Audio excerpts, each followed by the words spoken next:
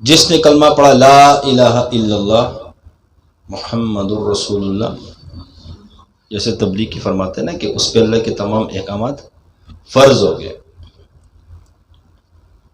اس ایمان کے بعد جو اللہ کا سب سے بڑا حکم ہے، پہلا حکم کیا ہے کہ بتوں سے کچھ نہیں ہوتا، اپنے حقیقی رب کو پہچانو۔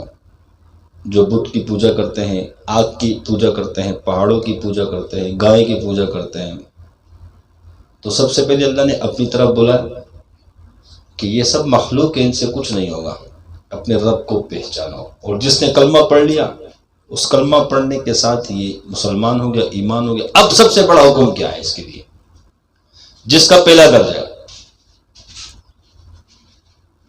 اب اس کے لیے سب سے بڑا جو حکم ہے وہ نماز ہے۔ کیا ہے؟ حدیث پاک میں آتا ہے مفہوم اس طرح سے کہ نماز مومن کی معراج ہے، اور یہ نماز معراج میں ملی ہے۔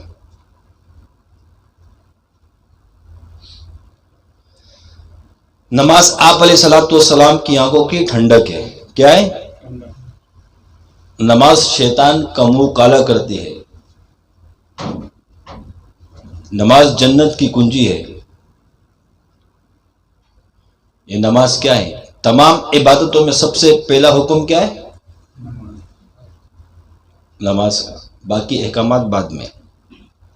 کلمہ پڑھنے کے بعد کیا ہے سب سے پہلے؟ نماز۔